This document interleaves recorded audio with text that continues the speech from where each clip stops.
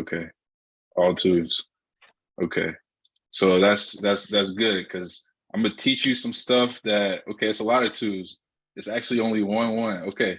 So I have a lot to teach you, and I'm glad there's that many twos because this is a great opportunity to learn. And that's the most important thing that I want for you guys is to learn something today. I want you to walk away and be like, okay, I just learned something today that I can go apply. And if you feel like it's too much work, then that's why we're here. So I took one after I started my own. Okay. Yeah. I took one. Actually took 30 Airbnb courses after I made mistakes with my own. So I was able to get to 15 units in 6 months just from all the information that I learned. And now I help people do it. So I'm super excited to be able to teach you guys exactly how to do that yourself or work with us. So first things first, I'm going to share my screen with you. And let's see, all good. So like Daryl said, my company, essentially what we do is we will go out there and find the unit for you, help you with the entire setup and launch process all the way until you get your first booking. And then we can also manage your property for you. So the company is called Zillicon Capital. You can check out our website, zilliconcapital.com, to learn more information. But most importantly, I'm going to show you exactly what you need to look for when you're going through this process. I'm going to tell you right now, any course that you get, what I'm going to share with you is, I would say 50 to 60% of what you would learn in a course. Most courses that are doing this business are majority Airbnb information. And to be honest, once you get going in Airbnb, it's really like an experience type of learning type of thing. There's so many situations and scenarios that it's really just hard to teach. So what people usually teach is a more operational type of thing, how to work on the logistics of getting people in and out of the property, and then more so a little bit of information on finding the property.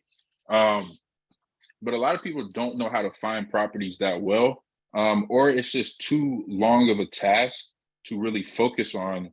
And after they, reached out to 100 people and got 100 no's, they just end up giving up on the entire process and they become discouraged and they don't want to, move forward from there. But I'm gonna help you understand the beginning stages of it. So let's get right into it.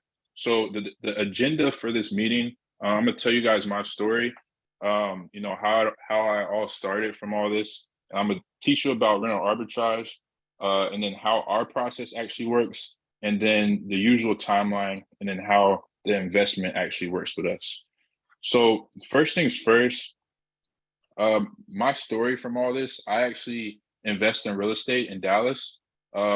And I started off investing in real estate. And I honestly thought that buying properties was the best way to get into this business, essentially because, that's what everybody teaches in real estate. It's like, okay, you gotta go buy your property, you take out a loan, put, between 3.5% down or 20% down to go get you a property and then rent it out long term. That's exactly what I thought this whole business would be.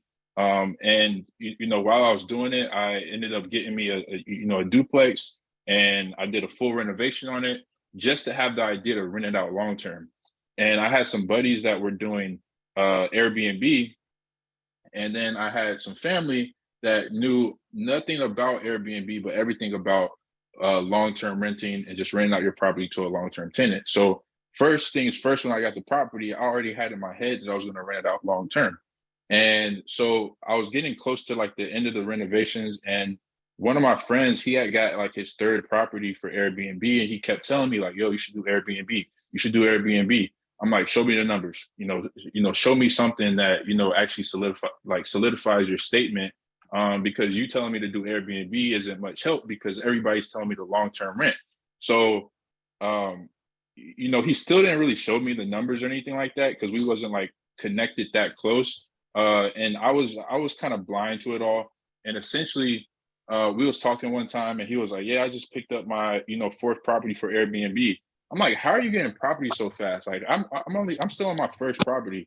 and then he was like, yeah, I'm doing this thing called rental arbitrage where, simply, we'll just rent out somebody else's property and put it on Airbnb. And that's when I literally got the entire rundown of the game and started diving more deeper into renting out other people's properties. So from there, what I started doing was I started getting into it, and then I was doing it myself. So I invested, like I said, at the beginning of this call, I invested around into like 20 to 25 Airbnb courses just so that I could learn the game. And one thing that I realized out of all these courses is they're all teaching the same information, but majority of the courses wasn't really teaching you how to find properties like that. But luckily for me, I had a marketing background. I built a marketing agency in the past, so I understand marketing. And when I mix marketing in with real estate, I really learned the power of finding properties and how to build a team around that entire concept. And essentially, I got really, really good at finding properties. To it put me in a position for me to build my portfolio from 1 unit on month 1 to 15 units on month 6. And I used all the information that I learned in those courses, essentially took one or two things out of each course to then put me in that position to go and be able to scale my portfolio that quick. So from there, I started having people hit me up, including family. They was like, yo, like, how are you doing this? How are you, getting all these properties? How are you making money on Airbnb? I used to like post like the revenue on my Instagram story. I used to get like payouts every single day. People would be like, okay, how are you getting money like that? And essentially, I started helping those people. And because I like helping people so much and teaching people so much, it put me in a position where I ended up helping around 60 to 70 people for free.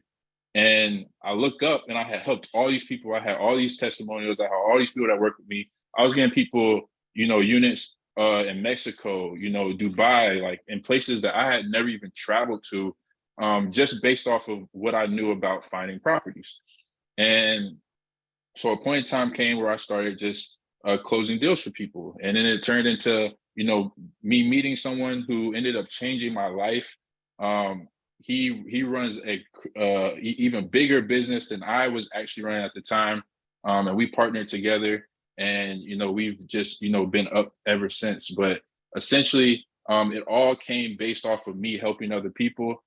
Because when I started helping people, people started helping me, and then it started growing my network. And then it turned into one of those things where now we got property owners or apartment complexes that call me directly and want to work with us directly, or want to offer us units to our investors so that our investors can go and rent out these properties to make money on Airbnb. So it's turned into a full circle, and I just love the impact that I've made, and I'm gonna continue to make impact in many different ways. So let me get right into it.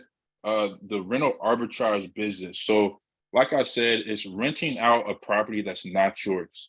And there's a lot of like there's a lot of people that think rental arbitrage is Airbnb.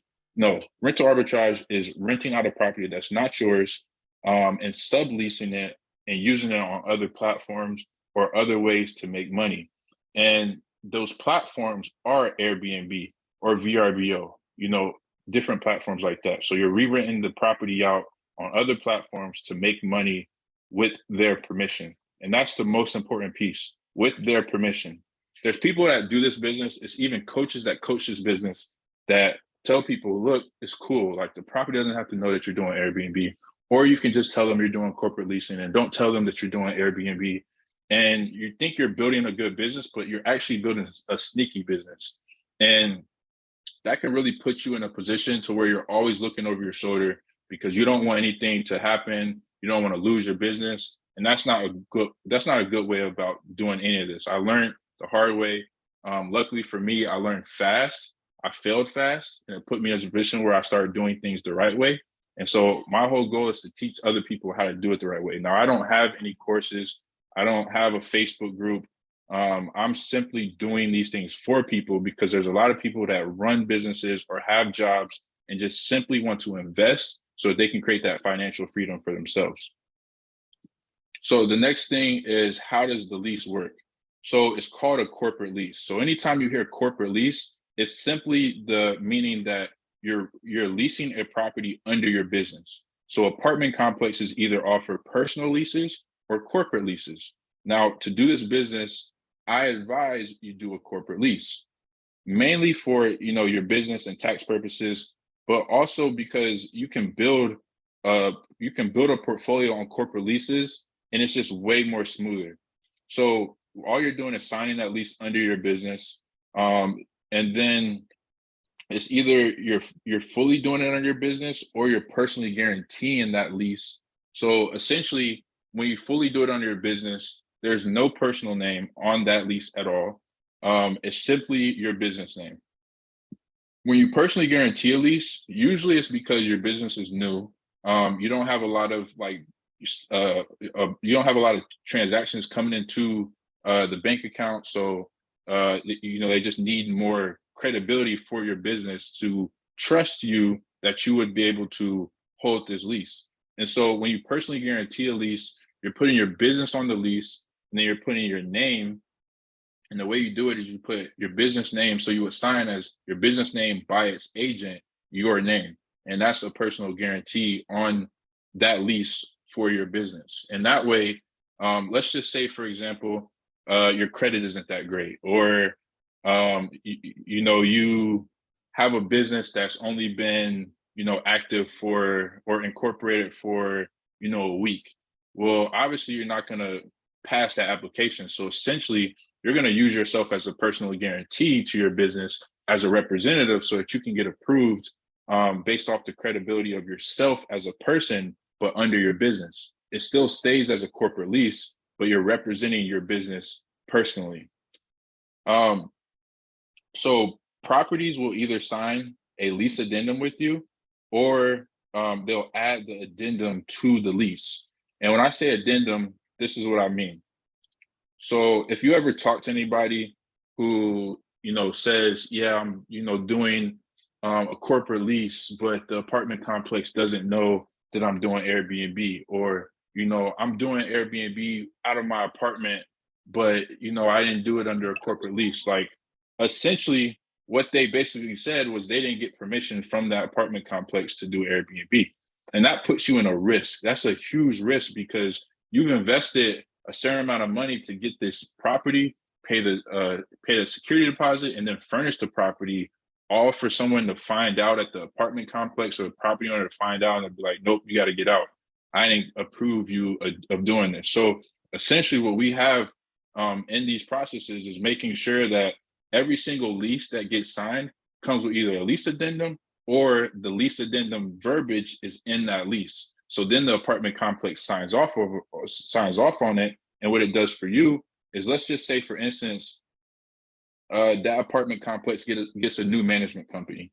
Well, you're still under that lease. So that new management company cannot come in and tell you to get, off of Airbnb or get out your apartment because you're doing short-term rental. They have to abide by that lease itself because the apartment complex signed that lease with you for, your business. So there are certain ways that we put it in there to where, it stands for a few years, or even just a year. But mainly, if you have it in writing, there's nothing anybody can do. And so the verbiage is very important in there. This is an example. This is actually a property that we just secured today. And so I wanted to get, the most updated one. But it says short-term rental. And then the resident has the right to assign this lease or sublet or grant any license to use the premises, basically for Airbnb, VRBO, Booking.com, etc. And so this is giving us full rights to use the property for whatever we want. And that's all you want in this business, is to make sure you have that in writing. Could you guys put a 1 in the chat if you're following me? I know I can talk a lot and go on for a while, so I just want to make sure.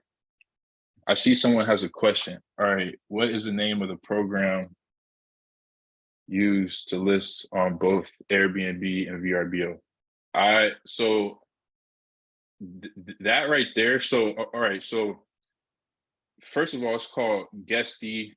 They have different channel managers, but essentially it's called a channel manager. And that was what allows you to use different platforms all on one system. Because it's no fun to, log into Airbnb and then log into VRBO and then log into Airbnb again when you can just manage it all on one platform. So Guesty is one of them, and there's a few others. All right. So how it all works. And when I say how it all works, this is how it all works with us. So what we do is in this process, I will say finding properties is going to be the hardest thing that happens, because as someone that wants to get into this business, your first thing that you have to do is find that property owner that's going to say yes. And I'm gonna tell you right now, I didn't get my first yes until it was like 200, outreach messages, and not one time did I want to stop pursuing, because I knew somebody that it was working for. Now, I didn't know his practice and how he, went about getting a property owner to let him do, Airbnb, but I knew for a fact that if other people were doing it, then it was going to work out for me. It just had to take enough attempts. So finding properties is the hardest piece out of all this, but it's the most rewarding piece, because if you message 200 people, or if you message 300 people, or even 100 people, or you might even get lucky and message 10 people, you only need one yes for this business to work for you. That's all you need is one yes. That's one property. And sometimes you may get very lucky and you may reach out to an apartment complex and they may say yes, but they have 10 units available. So it just depends on how much you message, but at the end of the day, this is a volumes game. So what we do is we blanket blast marketing. We do social media. We do cold email. We do cold SMS blasts. We do cold calling. I have 4 people on my team that do around 5,000 to 6,000 calls per week. So if you think about that 100 to 200, that 300 even messages per day, like those are coming in where it's like 200, 300 yeses per day, or 300 yeses per week instead of just one. So what we do is we blanket blast in marketing, and we do this across the country. So in all 50 states, all 50 states is mainly where we're focused on. We're not doing anything international, but we focus on all 50 states. And then based off the states, we really go into the best markets, the most profitable markets, the markets where we have our city managers that are already there, that are already able to assist with our investors. So it makes their life easier, but also our life easier, because we already trust these markets. And then if we notice there's a good market that, is beneficial and works, then, we will explore that. And mainly that comes with traveling out there, staying out there for a few weeks, really figuring out the people, learning the people, talking to people, traveling around a little bit, driving, going throughout the city, going downtown, hanging out, just understanding the dynamics of the city before actually fully investing into that city.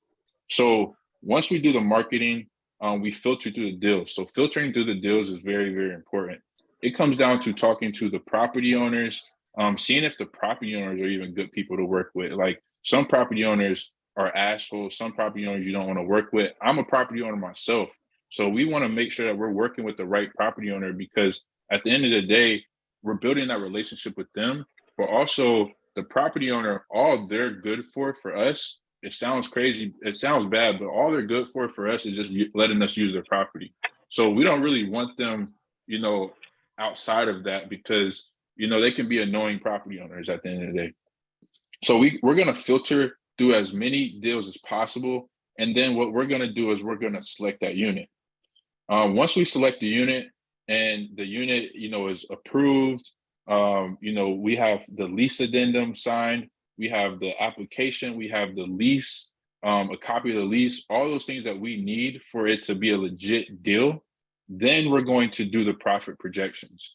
And what I'm going to do for you guys is I'm going to actually show you guys exactly how we project some of our numbers, and let you guys see an actual example of an email that goes out to our investors. But essentially, we're calculating the profits in that market. We're looking at trends. We're looking at other bookings. we're even looking at like reviews of other properties to see how they're performing against other properties that aren't doing that well. Like we're looking at everything to make sure that it's even worthy enough of sending to our investors, because you have to think about it. Our investors are going into this business either not knowing a lot about this business or simply just trying to find another way to invest into this business, or they're trying to get into this business and eventually grow it themselves and learn the business without having to like really get too involved in the beginning, because there is a lot of things that that really don't matter, like finding properties. Like finding properties is one of those things that's like when you think about Airbnb, like finding property, you just need the property. So finding the property is like the most important thing, but like you don't need to spend all your time trying to find a property, because once you find that property, then the rest of everything is pretty much, cake. Like it's and and I can only say that it's pretty easy because I built it that way. Like I started off, having long weeks, and I got down to like 3 hours a week per unit.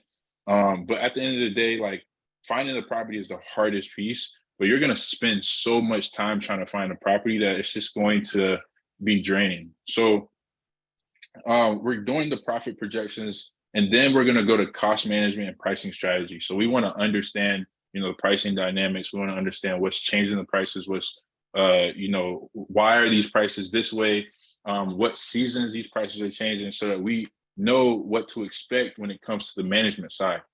And then once we get all those things together and we've presented it, then that's when the securing of the deal happens. And that's when we actually secure it. That's when our investor says, yes, I'm interested. I'm ready to move forward. Like, where do we start? So that's that process, is finding the property by doing mass marketing, filtering through the deals, selecting that unit, creating the profit projections, looking at the cost management and pricing strategy, and then securing the deal for the investor. So at this point, this is the securing the deal is the only involvement that the investor is part of this process in. We do all the hard work so that all they got to do is look at the deal, make sure it makes sense, make sure their budget aligns, and then sign the papers. And we essentially do the rest for them. So we make sure that it's very hands off for you. So to help you understand how this works, the timeline that you should look at in this business, it's not one of those things where you sign today, tomorrow you have your first Airbnb and you go live next week.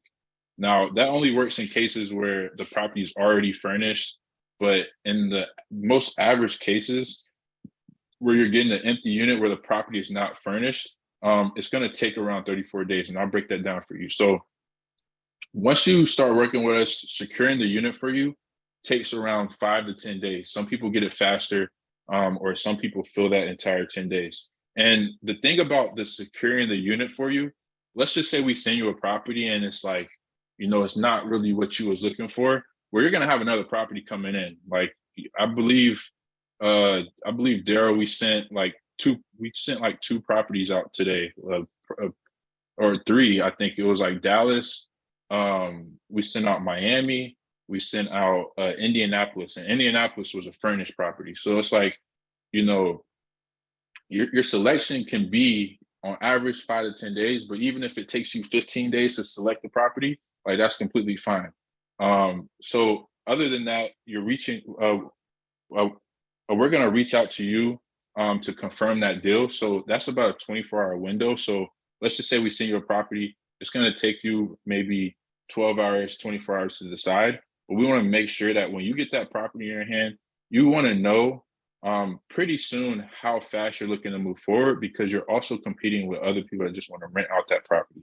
Like, not even just put it on Airbnb, like people that just want to live there. And then you're dealing with the people that do discover that property. I've been in a position before where I was just looking for a place to stay. Like, it was a deal that we got for our investors. I was looking for a place to stay, and it was like Lower Greenville of Dallas. And I went on Facebook Marketplace, and I was looking for, a place to stay in Dallas or whatever for temporary. And I'm, at the apartment complex, I'm talking to the lady. And she's like, yeah, we just finished this development. A lot of people have been hitting us up for Airbnb. We're thinking about just giving, 2 units per, 2 units per leaseholder. I'm like, wait, you guys do Airbnb? Like, and she's like, yeah, like we do Airbnb, and we went on a tour, everything. It was a 30-unit apartment complex. Nobody had rented out the property yet. I was the very first person to take a tour, and we got 15 units for our investors that same day. So it's like you're competing with people that are just trying to rent out the property, discover that they're doing Airbnb. Like you're competing with so many people. So that 24-hour window is very, very crucial. After that, it comes to the lease acquisition, signing, and approval. That takes between 3 to 5 days. And then ordering the furniture is that 1 to 2 week span, mainly because of delivery times and things like that.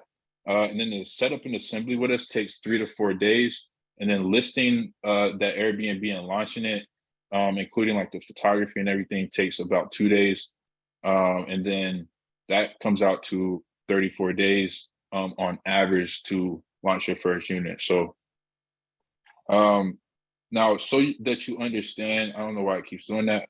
So that you understand what that investment looks like, is just 3 ways that we could work together. The first way is our Z Launch program.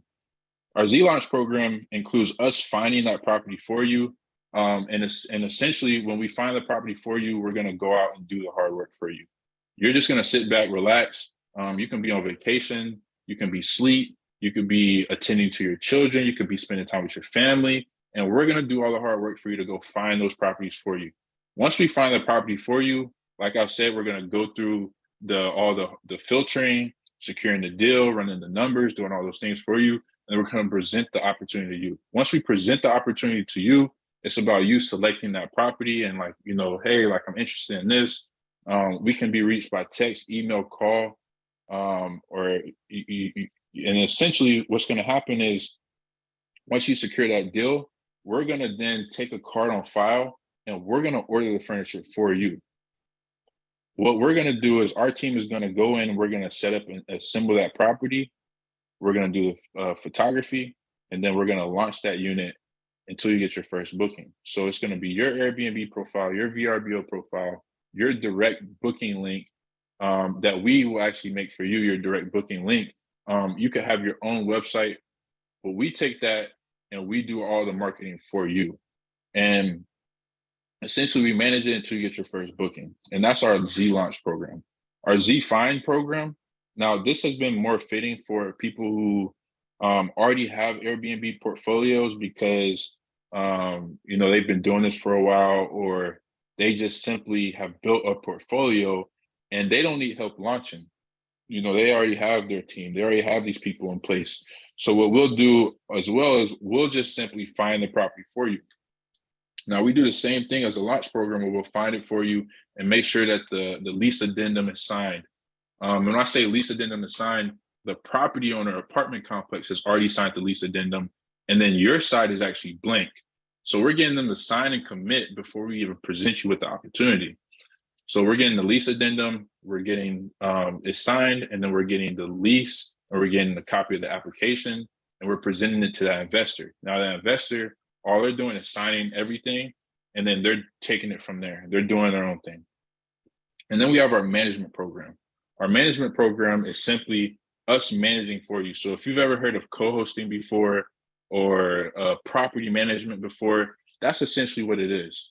So on the ground, what we do, just to help you understand how our ground team actually works, is we have a ground team supervisor. Our ground team supervisor works a remote job. Our ground team supervisor oversees our city managers that are in different markets. So some of the markets to let you know, it's like Phoenix, Scottsdale, Tempe, Arizona, Mesa, Glendale, Chandler, Arizona, Dallas, San Antonio, Austin, Baton Rouge. We're doing some stuff in Miami. We're in North Carolina, South Carolina, Indianapolis. Like all those markets have city managers, and those city managers communicate with all the ground teams. So like the handyman, they communicate with the cleaners, and they oversee that entire operation. On the management side as well, the city managers also communicate with our guest and customer support reps. So our guest our guest reps, what they do, they essentially manage the guests on Airbnb or on these platforms. Our customer reps, they manage your needs as an investor. So let's just say you hit up our ground team supervisor because you just decided that you want to switch the colors of the plates, in the unit because you just aren't a fan of the cream color, plates. Very small example, but our our ground teams operators, they will actually go and let the city managers know, and then the guests and customer service reps will communicate with the guests if there's a guest there and let them know, hey, we'll be at the property to go replace the plates. Or if a guest breaks a plate and they just happen to urgently need a new plate because they have 4 guests staying at the property and there's only 3 plates left and they just need a plate so bad, the city managers can go run to Dollar General or whatever to go get a plate so that guest can leave a good review about their experience at your property. So on the ground, we have people that serve those roles. Now, when it comes to online, we manage the listing itself. So we'll handle the pricing, we'll handle the building of the team.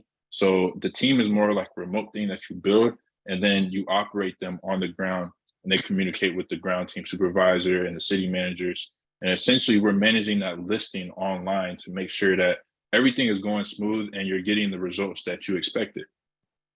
And then on top of that, we also do marketing. So one of my biggest things is Airbnb is very small to me. Like Airbnb is just a platform. And the biggest thing for me is constantly figuring out new ways to make my investors more and more successful. And with that comes, going into industries that aren't what everybody is doing. Now, just so you know, everybody's teaching Airbnb, but nobody's teaching corporate housing. And that's something that we can talk about on a later date. But essentially what corporate housing is not working directly with the vacation rental travelers, more so working with the institution or company. So when you work with the institution or company, you can think of a company like State Farm, who has policyholders where maybe their house flooded, or there was a hurricane and their house got damaged, or there was a fire and they need a new place to stay. So they're going to relocate and use your property as their new residence until their property is repaired. And they're using their policy to pay for their stay. Another example could be a sports team. In Glendale, Arizona, we do a lot of things with the MLB. The MLB, they come in for spring training and need places to stay. Well, they're not booking on Airbnb. They're going to book at a hotel, or they're going to book at an apartment complex that has enough units for their entire team. So that's more so corporate housing. And when you leverage that, you make so much more money than you do on Airbnb, and there's way less stress. And on top of that, if you look at a schedule for a full year, you start to see that, okay, the San Diego Padres are coming to stay at our apartments during this month out the year, every year on a contract basis for the next 5 years. Or Chase Bank is coming to stay at our properties in August every single year for the next 5 years because we're on contract with them. When you do Airbnb, you can't really predict that. You can't even predict the next, 6 months out. So when you work corporate housing, you start being able to predict your income and you start having more stable income. And that's why I like corporate housing. So we work on those type of relationships as well. And that's our Z Manage program. So those are our 3 programs. Hope that made sense. I know I can ramble on, but hope that made sense. That actually completes this entire presentation. My last slide is just a QR code for you to book a call with me. But other than that, I really want to answer anybody's questions if anybody has any. Hey, Landon, if you don't mind, drop in the chat as well, if you can, your link. Yeah. Great job, though. Appreciate that, man. That was powerful, 100%. Okay, so yeah, we're gonna open it up just for a few questions, guys. And also another thing I forgot to mention. So when you go on the calendar, please select the referral as Daryl. I put Daryl's name as a drop down as referral. just so that, I know where you're coming from.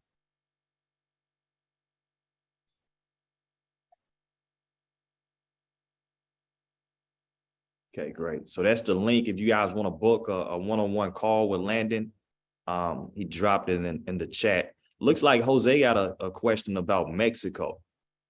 Okay. Is it possible to Let's see. launch a property in Mexico? Would you mind talking about how the process works? So it really just comes down to what their regulations are. Now, I'm gonna be honest, Mexico is pretty open. Now, I will tell you one thing. I don't study international like I do in the US. And that's mainly because my main focus is to establish the US. The goal is, at least 10,000 units in the US.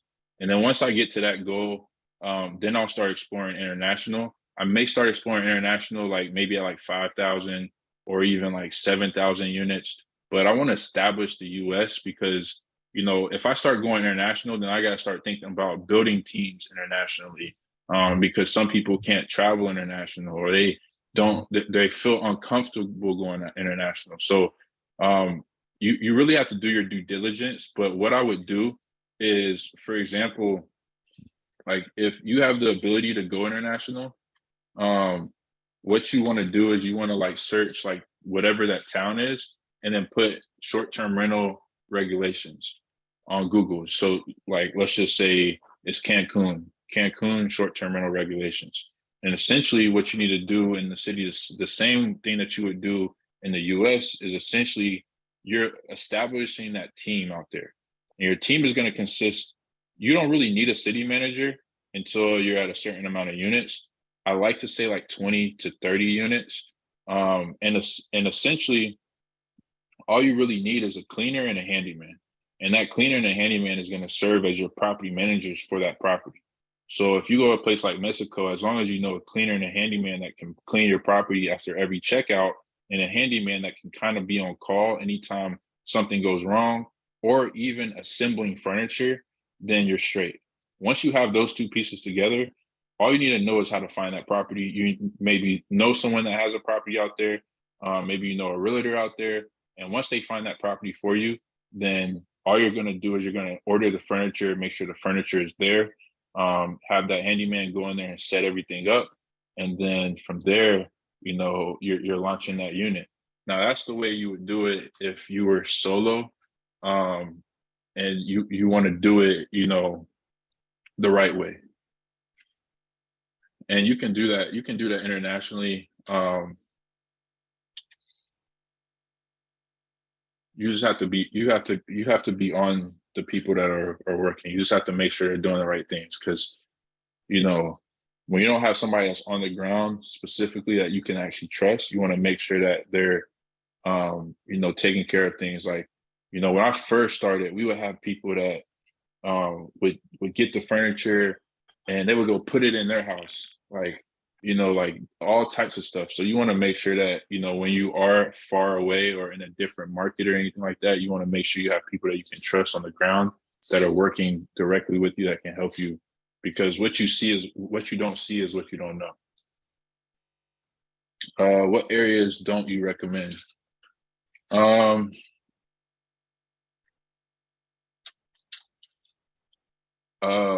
It really doesn't. So first of all, this is gonna sound weird, but the first places that I recommend are usually the places with short-term rental regulations. And when I say short-term rental regulations, it's not like no short-term rental, but it's more like, to do short-term rental, you must pay a hotel occupancy tax, or to do short-term rental in this business, or to do short-term rental in this building, you can only have 25% of the building can be Airbnb. And the reason why I say it's in markets that have regulations is because that's where there's not a lot of supply. If you think about Atlanta, for example, Atlanta probably had maybe 10,000, 15,000 units, who knows?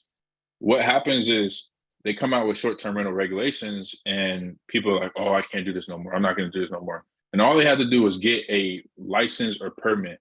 And simply, that puts them in a position to now keep their, Airbnb.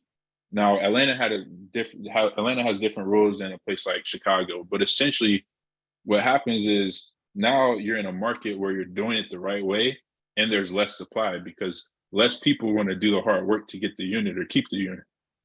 So now it puts you in a position where you're in a market where still thousands of people travel because the people that's traveling there don't really care that there's no short-term rental regulations. They just need a place to stay. So when there's less units or less supply in the market, it puts you in a really, really good position because now you're not competing with your prices based off of a super high supply because there's still going to be a high demand.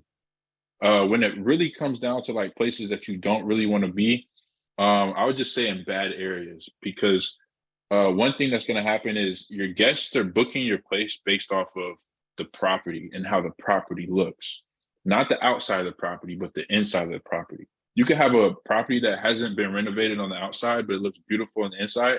The guest is still going to book the property because they're booking the inside of the property. But when they arrive to the property, they don't know what the neighborhood looks like. They don't know, what's in the area. So you want to make sure that when you are having a place, it's in a good area because they'll leave a review based off of what the area was like. And they'll leave a review if it was too loud at night. They'll leave reviews based off of their experience. So just making sure it's not in bad areas. You can place cameras inside, but I wouldn't put cameras inside the property. I would only keep them on the outside. You can do Utah. It takes about 20 to 30 days to get up and rolling.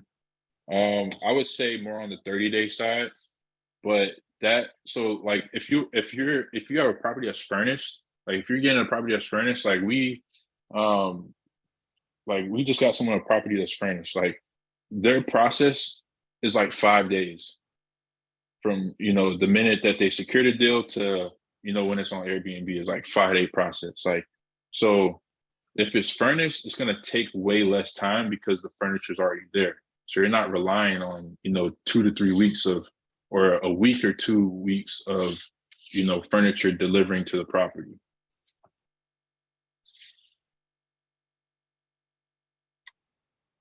Is that all? Is that all? Those are some good questions.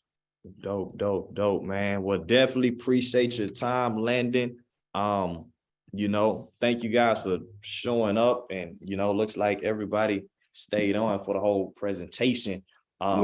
We dropped Landon's calendar in the chat box. Definitely book a call, get you guys up and running. Got me up and running real fast, and it's just a good way. It's the best investment that I know. You want to be able to leverage your credit to make passive investments. You don't want to leave your money in the bank because with inflation, the more longer you leave your money in the bank, the more it depreciates. So we're looking for, the goal is to invest your money where you can get a return on it and actually grow it. And this is one of the best investments that I know of. It's completely hands off. He's going to do everything for you. Awesome company. Awesome leadership as well. So definitely get back with the person who invited you on this call. And also, if you guys may know anyone who's interested in, investing in something like this, get with me or the person who invited you. And we have a way that you can earn additional income just simply for referring other people as well. So we're really just trying to help as many people as possible become financially, secure. And that's all we got. Other than that, get with me or the person who invited you. If you want to get personal credit, business credit help, I can actually help you format your business so you can, be in position on the corporate lease side and where you can start building that business credit where you can, go out there and get you a unit and scale from there and get you multiple units also. So you guys have a great evening. Thank you guys for showing up and appreciate you, Landon. You crushed it tonight. Thank you. I'll see you guys soon. Y'all have an awesome evening. All right. Thank you.